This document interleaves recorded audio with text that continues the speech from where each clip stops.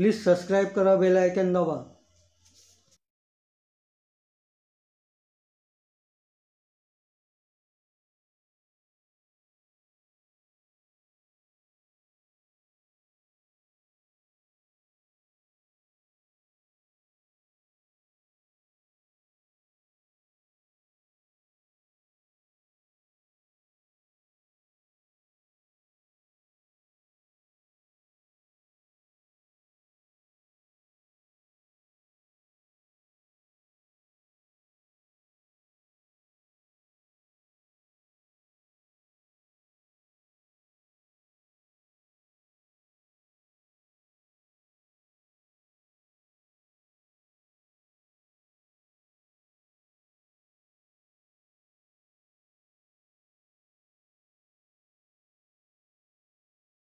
यहाँ पे आज आए हैं 25 दिसंबर 1927 को बाबा साहब आम्बेडकर ने महाड़ इस गांव में जो मनुवादी के खिलाफ मनुस्मृति जलाई थी, उस दिन का आज हम जो सेलिब्रेट बना रहे हैं, उसके कारण आज जो मैं कुछ पढ़ के आपको सुनाना चाहती हूँ, आप सुनिए। भारतीय श्री मुक्ति दिन परिषद मनुस्मृती दहन दिवस हाच खरा भारतीय श्री मुक्ती दिन। वंचित बहुजन महिला आघाडी 25 डिसेंबर 2020।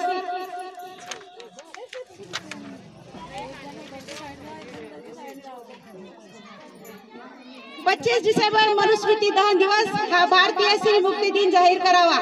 गेल्या 21 वर्षापासून भारतीय स्त्री मुक्ती दिन संयोजन समिती 25 डिसेंबर रोजी महिला परिषद घेऊन हा दिवस भारतीय स्त्री मुक्ती दिवस म्हणून जाहीर करावा अशी मागणी करत आहे। आज संपूर्ण महाराष्ट्रात होणाऱ्या महिला परिषद मध्ये ही मागणी पुन्हा एकदा आपण करीत आहोत। 25 डिसेंबर 1927 रोजी डॉक्टर बाबासाहेब आंबेडकरांनी महाड मुक्कामी मनुस्मृती दहन केले। ही घटना भारतीय स्त्री मुक्ती चळवळीचे पहाट होती। आजही त्या दिनाचं महत्त्व कमी झाले नाही, कारण आजही या देशातील मनुस्मृतीची व्यवस्था कायम आहे। ब्राह्मणी वर्चस्वाखाली बहुजन स्त्रियांची गुलामी संपलेली नाही, म्हणून 25 डिसेंबर हा दिवस स्त्री मुक्ती दिन म्हणून जाहीर करावी अशी मागणी भारतीय स्त्री मुक्ती परिषद करीत आहे। ठराव नंबर 2, सरकारी आरोग्य सेवेत सुधारणा झाली पाहिजे। आपल्या देशातील आर्थिक सामाजिक विषमतेच्या व्यवस्थेमुळे सर्वच क्षेत्रात उदाहरणार्थ शिक्षण, नागरी सुविधा वगैरे प्रचंड विषमता आणि असमतोल आहे। लोकांना मिळणाऱ्या आरोग्य सुविधांच्या मध्येही प्रचंड विषमता असतीलच, असे बहुजन वंचितचे जनतेला गरिबीमुळे आरोग्य सुविधा विकत घेता येत नाही। ही सरकार पुरवत असलेल्या सार्वजनिक आरोग्य सेवेवर अवलंबून आहे, परंतु राज्यातील सार्वजनिक आरोग्य व्यवस्था एवढी ढासळली आहे की सरकारी आरोग्य सेवेचे लाभ फक्त 30% लोकांना घेतात आणि उरलेले 70% लोक खासगी सेवेवर अवलंबून आहेत असे आरोग्य अहवाल सांगतो। खासगी सेवा प्रचंड महाग आहे आणि सरकारी आरोग्य सेवा पुरेशा प्रमाणावर उपलब्ध नाही। जागतिक आरोग्य संस्था अर्थात WHO म्हणण्यानुसार 10,000 लोकांच्या मागे एक डॉक्टर असणे आवश्यक आहे। भारतात हे प्रमाण चक्क 30,000 लोकांच्या मागे 1 किंवा 2 डॉक्टर असं आहे। एवढा विरोधाभास आहे। अशा वेळी लोक खासगी सेवेवर अवलंबून राहतात किंवा गोरगरिबांसाठी उपचार उपलब्ध होऊ शकत नाही। सार्वजनिक आरोग्याच्या सुविधा पुरवण्यात सरकार सपशेल अपयशी ठरत आहे। जागतिक आरोग्य संघटनेच्या निष्कर्षानुसार सकल राष्ट्रीय उत्पन्न अथवा सकल राज्य उत्पन्नाच्या किमान 4% लोक आरोग्यावर खर्च केली पाहिजे असा निकष आहे।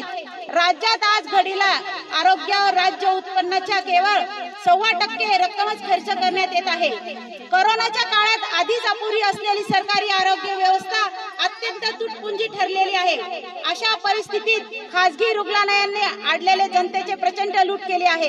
कोरोना काळात इतर गंभीर आजारग्रस्त असलेल्या रुग्णांना तातडीची आरोग्याची सेवा आवश्यकता असूनही वैद्यकीय सुविधा व उपलब्ध नसल्यामुळे अनेक लोक मृत्यू झाले।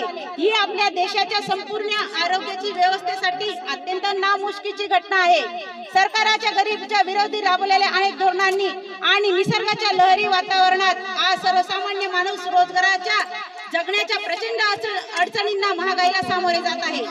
अशा सार्वजनिक आरोग्य व्यवस्थेचे निर्माण झालेले बिकट परिस्थितीने अधिकच भरले जात आहे। सरकारने ही बहुजन विरोधी आरोग्य धोरण व नीती बदलली पाहिजे। ही भारतीय स्त्री मुक्ती परिषद पुढील मागण्या करीत आहे. 1. आरोग्य सेवेला राजकीय प्राथमिकता द्या. या पुढील वर्षी महाराष्ट्र राज्याचे आरोग्यावरील बजेट दरडोई दरवर्षी 1500 रुपये म्हणजे एकूण 18,000 कोटी रुपये स्त्री सुरक्षा पथक स्थापन करावे. ठराव नंबर 6 शक्ती विधेयकाला विरोध. ठराव नंबर 7 देशाच्या अर्थव्यवस्थेत कंबरडे मोडणाऱ्या व गरीब जनतेला वारंवार सोडणाऱ्या मोदी सरकारचा निषेध. ठराव नंबर 8 भारतीय स्त्री मुक्ती दिन परिषद केंद्र सरकारने आणलेल्या संविधान विरोधी NRC CA NPR कायद्याने विरोध करीत आहे. ठराव नंबर 9 कामगार विरोधी विधेयक मागे घ्यावे. ठराव नंबर 10 सावित्रीबाई फुले जयंती केवळ शिक्षक दिवस जाहीर न करता महिला शिक्षक दिवस जाहीर करणाऱ्या महाराष्ट्र सरकारचा जाहीर निषेध. धन्यवाद. आपको बाबा साहब अम्बेडकर ने सामूहिक रीति से महाड़ इस गांव में जलाया था. इस किताब में जो बातें लिखी थी जो हमें मान्य नहीं थे और बाबा साहब ने उसका किताब में लिखे कानून को मान्यता नहीं थी बाबा साहब अम्बेडकर को, क्योंकि बहुजन लोगों के खिलाफ जो अन्य अत्याचार हो रहा था इसके लिए उस किताब में लिखा गया था. और वो किताब जो स्त्रियों को जकड़ के घर में रखे कर बाहर आने ना दे, उनको अपना खुद का विचार ना प्रकट करने दे, इसके लिए बाबा साहब को यह किताब में लिखी बातें मान्य नहीं थी.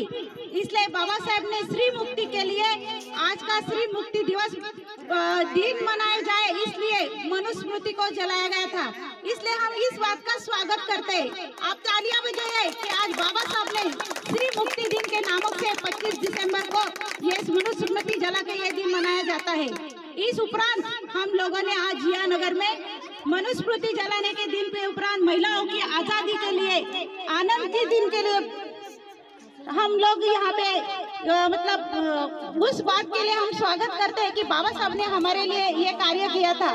इसलिए आज आप जो जियानगर के सब औरतें यहाँ पे जमा है, इसके लिए मैं आपका बहुत बहुत धन्यवाद करती हूँ. और आज हम ये दिन सबके साथ सेलिब्रेट कर रहे हैं. तो आज हम अपना प्रोग्राम स्टार्ट कर रहे हैं.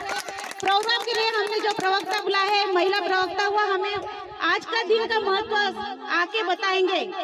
वो आ रहे हैं अभी थोड़ी देर में. और मैं आप सबसे दिलगत व्यक्त करती हूँ कि हमने देर से प्रोग्राम चालू किया, क्योंकि लोग लेडीज भी देर से आई सब, और प्रोग्राम देर से शुरू हुआ तो क्या हुआ, अच्छा ही होगा.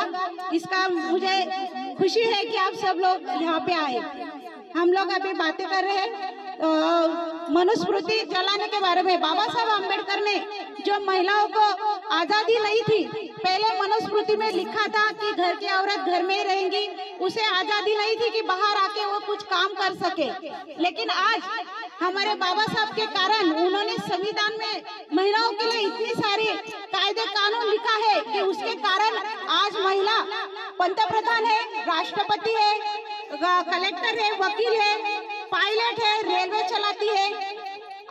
आप बताइए कि रेलवे लेडीज क्या काम नहीं कर सकती? महिलाएं हर क्षेत्र में आगे है. किसके कारण? बाबा साहब के कारण. जो लेडीज अपने भाई को राखी बांधती है, उस उपरांत भाई से कुछ लेने की उम्मीद रखती है. लेकिन बाबा साहब अम्बेडकर हमारे ऐसे भैया है जिन्होंने जात पात का नाम रखा नहीं, किसी से जात पात का उल्लेख किया नहीं. उन्हें हर एक जाति के औरत के लिए ये पैगाम दिया है कि उनके संविधान में हर एक के लिए कानून जो बनाया है वो हर एक लेडीज उसका फायदा उठा रही है आज, क्योंकि बाबा साहब के संविधान में महिलाओं की आजादी के द्वार खुले कर दिए. बाबा साहब के कारण हर एक महिला आजादी से अपना काम कर सकती है. किसके कारण? बाबा साहब अम्बेडकर के कारण. अगर बाबा साहब अम्बेडकरों ने महिलाओं के लिए जो संविधान में लिखा नहीं होता कि आजादी के कारण, आपको पता है पुराने जमाने में शादी होने के बाद औरत को कोई मैके में कोई अधिकार नहीं प्राप्त था, लेकिन आज वैसा नहीं है. आज माता पिता के मरने के उपरांत भी महिलाओं को संपत्ति में अधिकार दिया जाता है. लड़की की शादी होने के बाद पिता की संपत्ति में लड़की का अधिकार होता है. अगर पति मर जाए, पति मरने के बाद भी सास ससुर उसको बहू को अधिकार नहीं देते थे, लेकिन आज संपत्ति में, मैके के में और ससुराल में भी दोनों तरफ से अधिकार महिला को मिल रहा है. तो ये किसके कारण? आप सबको मालूम है क्या? बाबा साहब के कायदे के कानून. तो मैं महिलाओं को बोलती हूँ, बाबा साहब आम्बेडकर एक हमारे ऐसे भाई बन के गए, ऐसे पिता बन के गए, जिन्होंने स्त्री को ऊंचा सर उठा के जीने के लिए हमें अधिकार दिया है। उस अधिकार का तो हमने स्वागत ही करना चाहिए। तो बाबा साहब के नाम तालियां हो जाए कि हमारे भाई ने हमें आजादी की सांस लेने के लिए हमें खुला मैदान दे दिया है और व्यासपीठ खुला कर दिया है कि जाओ बहनों, अपने व्यासपीठ में अपने अधिकार के लिए लड़ो।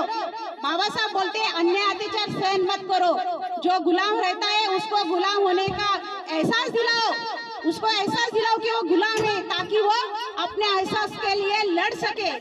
अत्याचार सहन करना नहीं, जो सहता है वो ज्यादातर गुनहगार कहलाता है। तो मैं महिलाओं को कहूंगी, अत्याचार सहो मत, अपने अधिकार के लिए लड़ो, अधिकार के लिए आगे आओ। इसके लिए हमें कायदे में जो कुछ सहूलियत दी है उसका हमें